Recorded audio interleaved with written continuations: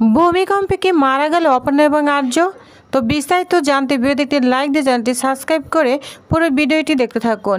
গল্পের শুরুতে আমরা দেখতে পাবো আজও তো ছদ্মবেশ ধরে অপর্ণাকে নিয়ে মাধবপুর যাচ্ছে। এদিকে মাধবপুরে প্রায় পৌঁছে গিয়েছে। অন্যদিকে অপর্ণা কাশছে। আর্য বলছে অপর্ণা তো কাশছে, অনেকক্ষণ তো জল খায়নি, জল আনতে হবে। এই বলে আর্য এক জায়গায় গাড়ি থামিয়ে দেয়। তখনই দেখতে পায় একটা দোকান রয়েছে। সেই দোকানে যায় আর্য জল আনতে। বলছে আমাকে এক গ্লাস জল দিন। তো দোকান থেকে জল এবং বিস্কুট নিয়ে আসে আর্য। তো জল আর বিস্কুট গাড়ির সামনে এনে দেখে অপর্ণা নেই। যা দেখে তো চিৎকার করে উঠে বলছে অপর্ণা কোথায় তুমি, কোথায় অপর্ণা? আজও তো অপর্ণা অপর্ণা বলে চিৎকার করে ডাকতে থাকে। অন্যদিকে দেখা যায় আর্যর মা মনটা অনেক ঘাবড়ে গিয়েছে। তারা সুন্দরী মার আওয়াজ পাচ্ছে, কিন্তু সে তারা সুন্দরী মাকে কোথাও দেখতে পাচ্ছে না। বলছে মা তুমি কোথায়? তোমার আওয়াজ তো আমি শুনতে পেলাম, কিন্তু তোমাকে আমি দেখতে পাচ্ছি না কেন? তুমি কোথায়? তারা সুন্দরী মা কিভাবে আমি আটকাবো? আমি এই বিপদ কিভাবে আটকাবো আমায় বলে দাও। তুমি তো বলেছ মন থেকে ডাকলে তুমি চলে আসবে, তাহলে কেন আসছো না? আর তুমি ছাড়া কে পথ দেখাবে আমাকে? এটা বললে আর্যর মা খুব কান্না করছে আর বলছে হেয়ালি কর না তারা সুন্দরী মা, তুমি হেয়ালি কর না, কোথায় তুমি? তখনই তারা সুন্দরী মা বলে ওঠে আছি রে, আমি এখানেই আছি। তুই আমাকে দেখতে পাচ্ছিস না? এখানেই আমি আছি। বিপদের সময় যে আমাকে বারবার আসতে হয়, আর আমি আসব। তখনই আর্যর মা তার আওয়াজটা শুনতে পায়। বলছে তুমি ওইদিকে আছো না, দাঁড়াও আমি আসছি।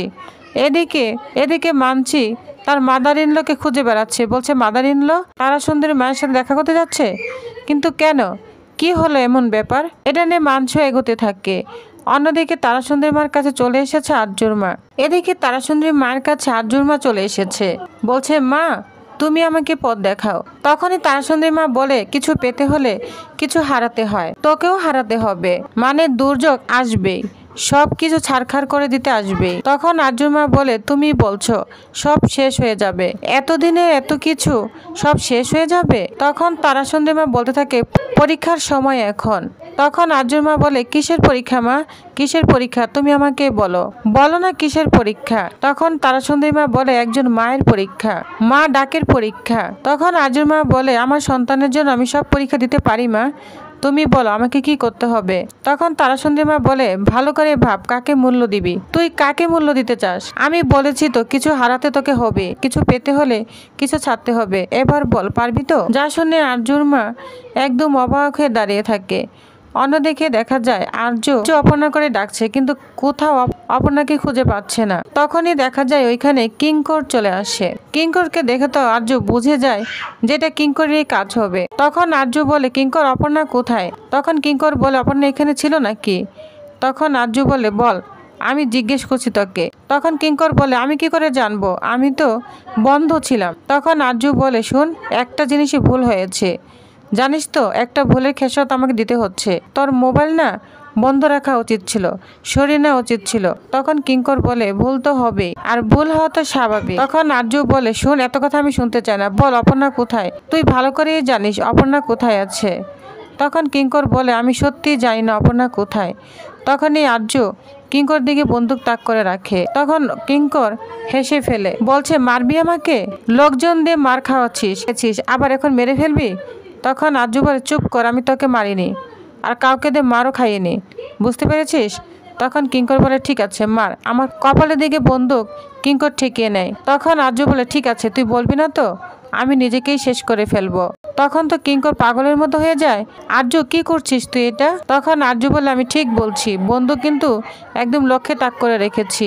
তুই যদি অপর্ণার কথা না বলিস আমি নিজেকে শেষ করে দিব, তার জন্য দায়ী হবি শুধু তুই কিঙ্কর আমার বেস্ট ফ্রেন্ড। তখন কিঙ্কর বলে বিশ্বাস কর আর্য, আমি জানি না। তখন কিঙ্কর আর্যর বন্দুকটা কেড়ে নেওয়ার জন্য চেষ্টা করে। তখন আর্য বলে কোল, আমি সরে নিচ্ছি পিস্তল, তুই বল। জানিস তো আমি ভবিতব্যের উপর ছেড়ে দিয়েছি আমার জীবনটা, আমি ভবিতব্যকে বিশ্বাস করি, অপর্ণা আমাকে শিখিয়েছে, আমি তার উপরে ছেড়ে দিয়েছি।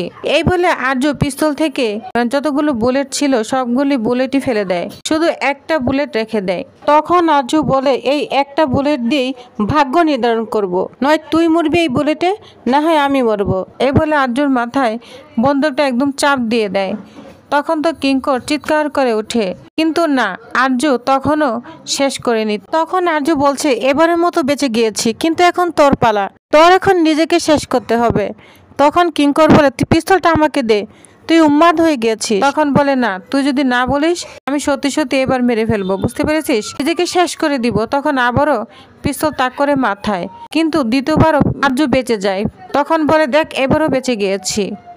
তখন কিঙ্কর বন্দুকটা নেওয়ার জন্য চেষ্টা করে, কিন্তু আর্য কিছুতেই বন্দুকটা দেয় না। এদিকে ভূমিকম্প শুরু হয়ে গিয়েছে। অপর্ণার মা বাবা তো খুব ভয় পাচ্ছে, ঘর বাড়ি সমানে লাফাচ্ছে।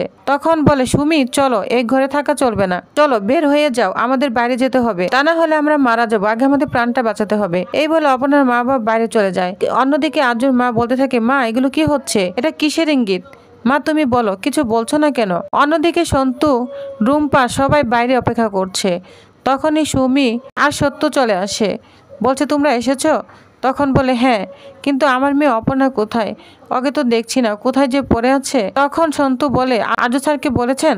তখন বলে হ্যাঁ বলেছি। তারা অপর্ণার জন্য সবাই চিন্তা করতে থাকে আর সবাই ঠাকুরের কাছে প্রার্থনা করতে থাকে। এদিকে কিঙ্কর আর আর্য দুজনেই তো বিপদে পড়ে গিয়েছে। একটার পর একটা গাছ শরীরের উপর পড়ছে। এদিকে আর্যর উপর বড় একটা গাছ পড়েছে।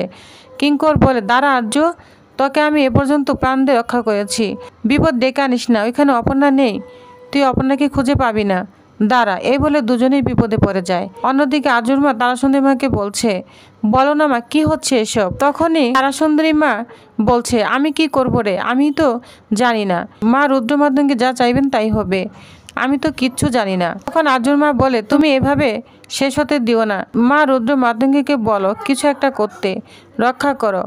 এদিকে কিঙ্কর বলছে, আর্য তুই আর যাস না, এদিকে তুই মারা যাবে, আর যাস না। তখন কিঙ্কর আর্যকে বাঁচানোর জন্য আর্যর কাছে আসতে থাকে। এদিকে আর্য এমন একটা জায়গায় গিয়েছে সেখান থেকে আর উঠতে পারছে না। অন্যদিকে আর্যর মা তো খুব চিন্তা করছে। এদিকে তারাসুন্দরী মা একটা প্লেটের মধ্যে জল দিয়ে কিছু দেখার চেষ্টা করছে। সেখানে দেখছে আর্য বাঁচার জন্য অনেক প্রাণপণ চেষ্টা করছে। তখন বলছে, না রে, এখনো শেষ হয়নি, এখনো ওরা আছে, ওদের দেখা যাচ্ছে। তখন তারাসুন্দরী মা রুদ্র মাতঙ্গীর কাছে প্রার্থনা করতে থাকে, বলছে মা শেষ করে দিও না, কোনো কিছুই শেষ করে দিও না, এটা বলে প্রার্থনা করতে থাকে। তখন তারাসুন্দরী মা আর্যমাকে বলে, ওরা যে হারিয়ে যাচ্ছে, কি হবে এবার? তখন আর্যর মা তো ভয়ে একদম আটকে ওঠে। এদিকে আর্য এমন এক জায়গায় চাপা পড়েছে, কিছুতেই উঠতে পারছে না। আর্য বলছে, আমি তো এখান থেকে বেরোতে পারছি না, এখান থেকে আমি বাঁচতে পারবো কিনা আমি জানি না। অপর্ণা, আমি খুব করে চেয়েছিলাম তোমাকে সত্যিটা জানাবো, কিন্তু জানাতে পারলাম না, সবার কথা ভেবে আমি জানাতে পারিনি, জানি না আমি বাঁচতে পারবো কিনা। না না, এখানেই সবকিছু শেষ হয়ে যেতে পারে না, আমাদের ভালোবাসা শেষ হতে পারে না, এখানেই শেষ হতে পারে না। এই বলে আর্য খুব প্রাণপণ চেষ্টা করছে নিজেকে বাঁচানোর জন্য। এদিকে অপর্ণাকে খোঁজ করছে। তো প্রিয়বাস, তাহলে আপনাদের কি মনে হয়, এবার কি আর্য তাহলে ভূমিকম্পে মারা যাবে? তাহলে অপর্ণার কি হতে চলেছে? তো নেক্সট আকর্ষণীয় পর্বটি পেতে অবশ্যই আমার সাথেই থাকুন। ধন্যবাদ।